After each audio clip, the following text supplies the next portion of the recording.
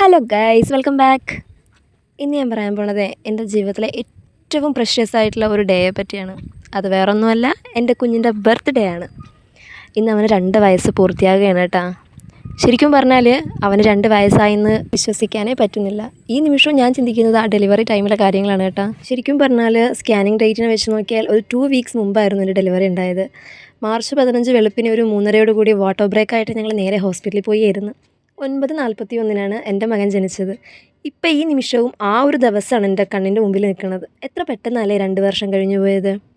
ശരിക്കും പറഞ്ഞാൽ ഒരുപാട് സന്തോഷവും അതോടൊപ്പം തന്നെ ഒരുപാട് സങ്കടങ്ങളും നിറഞ്ഞൊരു കാലഘട്ടമായിരുന്നു കേട്ടോ എൻ്റെ പ്രഗ്നൻസിയുടെ സ്റ്റാർട്ടിങ് തൊട്ട് എൻഡിങ് വരെ ഒരുപാട് സഫർ ചെയ്തിട്ടുണ്ട് ഞാൻ. അതിനെയൊക്കെ നമുക്കൊരു സൈഡിലേക്ക് മാറ്റി വെച്ചാലും ഏറ്റവും കൂടുതൽ നമുക്ക് സന്തോഷം തന്നെയാണ് കേട്ടോ.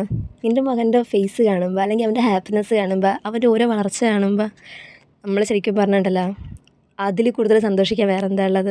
അവൻ്റെ ഫസ്റ്റ് ബർത്ത്ഡേ ഞങ്ങൾ വലിയ ഗ്രാൻഡായിട്ട് തന്നെ നടത്തി കേട്ടോ. ഇതിപ്പോൾ 2ാമത്തെ ബർത്ത്ഡേ അല്ലേ, അതുകൊണ്ട് വലിയ ഗ്രാൻഡൊന്നും ആക്കിയില്ല. നമ്മൾ കുറച്ച് പേര് മാത്രം കൂടുന്ന ഒരു കുഞ്ഞു ഫംഗ്ഷനായിരുന്നു. രാവിലെ തന്നെ അമ്പലത്തിൽ പോയി അവൻ്റെ പേരിൽ പാൽപ്പായസമൊക്കെ നടത്തി. പിന്നെ വീട്ടിൽ പായസം വെച്ചു. കേക്കും മിഠായിയൊക്കെ ഓൾറെഡി മേടിച്ച് വെച്ചിട്ടുണ്ടായിരുന്നു കേട്ടോ. പിന്നെ ഡെക്കറേഷൻസും കാര്യങ്ങളൊക്കെ എൻ്റെ 2 കുട്ടിപ്പട്ടാളങ്ങൾ ചേർന്നാണ് ചെയ്തത്. എൻ്റെ ചിറ്റയുടെ മോളായ അനയും പിന്നെ ഞങ്ങളുടെ സ്വന്തം ചേട്ട, അതായത് എൻ്റെ കൊച്ചിന് വേണ്ടപ്പെട്ടൊരു ചേട്ടയുണ്ട്, നമ്മുടെ തൊട്ട് നെയ്ബറാണ്, ഷെവിൻ എന്നാണ് പേര്. അവനും കൂടിയൊക്കെ ചേർന്ന് പിന്നെ ഞങ്ങളൊക്കെ ചേർന്നാണ് ഡെക്കറേഷൻ കംപ്ലീറ്റ് ആക്കിയത്. വളരെ സിമ്പിളായിട്ടുള്ള നമ്മളെ കൊണ്ടാകുന്ന രീതി തട്ടിക്കുട്ടിയുള്ള ഒരു ഡെക്കറേഷനായിരുന്നു. അങ്ങനെ ഞങ്ങൾ എല്ലാവരും കൂടി വൈകിട്ട് കേക്ക് മുറിച്ചു. കുഞ്ഞാപ്പിക്ക് കേക്ക് വെച്ച് കൊടുത്തു. പിന്നെ എല്ലാവർക്കും കേക്ക് ഞങ്ങൾ മുറിച്ചു കൊടുത്തു. കേക്കൊക്കെ എല്ലാവരും അങ്ങോട്ടും ഇങ്ങോട്ടൊക്കെ കൊടുത്തതിന് ശേഷം പിന്നത്തത് നമ്മുടെ സമ്മാനദാന ചടങ്ങുകളാണ്. എൻ്റെ മകൻ ഏറ്റവും ഇഷ്ടപ്പെട്ട ഗിഫ്റ്റുകൾ തന്നെയാണ് കേട്ടോ അവന് കിട്ടിയത്. അവന് JCB ഭയങ്കര ഇഷ്ടമാണ്. പിന്നെ നമ്മുടെ പാർക്കിലെ സ്ലൈഡില്ലേ, ഊർന്നിറങ്ങണം, അത് അവന് ഭയങ്കര ഇഷ്ടമാണ്. പിന്നെ പൂച്ചേനെ ഇഷ്ടമാണ്, പട്ടീനെ ഇഷ്ടമാണ്. അങ്ങനെ ഇതെല്ലാം തന്നെയാണ് അവന് ഗിഫ്റ്റായിട്ട് കിട്ടിയത്.